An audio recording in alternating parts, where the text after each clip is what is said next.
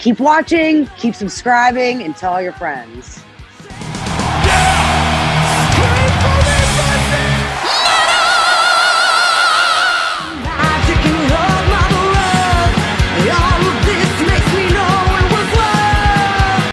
We are roughly, almost exactly 1 month before you have the Metal Immortal Fest 2.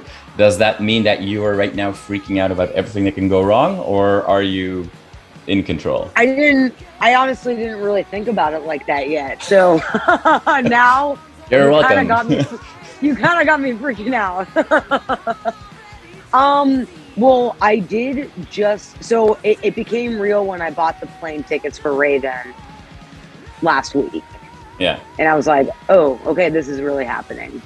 I'm feeling good about it. You know, I've had some ticket sales.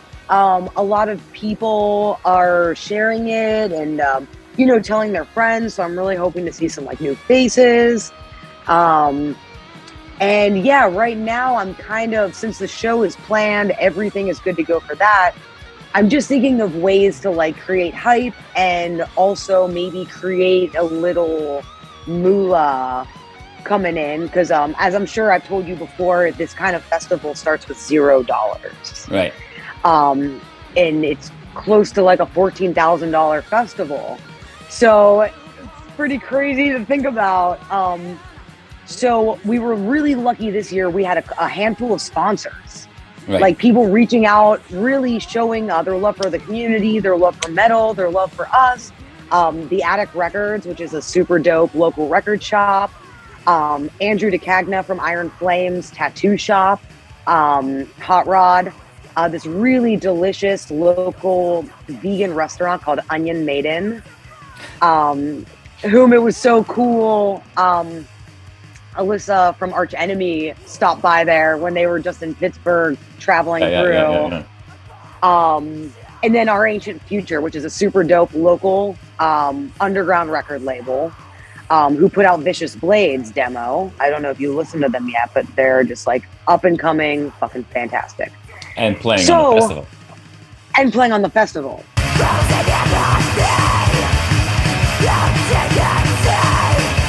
And now I'm trying to organize a couple of online fundraisers. I'm having local artists, musicians, businesses donate items or gift certificates. And then I'm going to be having maybe like a 4-package raffle that I'll do online for maybe like the span of a week and see what happens. And hopefully, again, create just more hype about the fest. TV broadcasted every day. Violence is the American way. Doing stuff to make it. Watching coffee blood spill. Stabbing, killing. Tickets are still available at this point? Yep, tickets are still available. They'll be available at the door. There is also pre-fest tickets that are available for the night before, which is a super sick show. A local thrash band from the 80s called Eviction is having their reunion. And it's like a very big deal for Pittsburgh. You know? And that's that's also the link with Vicious Blade, right? Because if I'm not mistaken, their current bass player is also a Vicious Blade. Yes, for sure. Yes, he's playing with them at the show. Yeah. Awesome. And then we're bringing Shadowland and Sanhedrin from New York, whom I would just love, and Olathia from Ohio, who are super cool.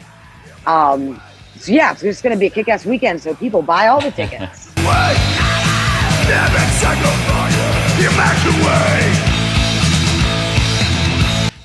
We've got newer bands. We've got some legendary bands. I know this is an impossible question for you, but what one show on the festival are you really looking forward to? Or are you not going to have any time anyway to look at shows because you'll be running around crazy behind scenes? You know, I've been fortunate enough to see a bunch of these bands live and that's partly the reason I wanted to bring them to Pittsburgh, was because I saw how much they shred. Mm-hmm. And was like, dude, like my people need to see this. But bands that I haven't seen that I am really excited about seeing live is Soul Grinder. When the road begins to glow, baby, take a ride. they have such a unique sound and such a unique stage presence, and I just love that, you know. In the world of today, it's so hard to stand out, and I feel like they truly do. So very excited for a first time seeing them. I'm really excited to see Raven. I've just heard such great things about them, not only as musician but as people. They're crazy. And when yeah, people are like good people. It just makes me want to support them even more, you know.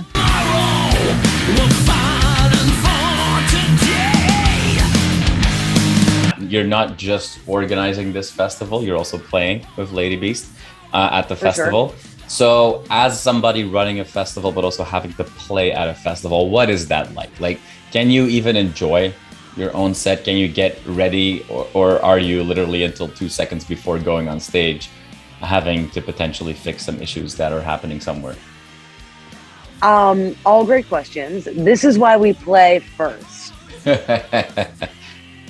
I could not imagine, especially after the night before, where I'm also going to be like organizing and chaos control, being able to like just have my voice be okay till later in the evening to even perform at the quality that I want to, you know.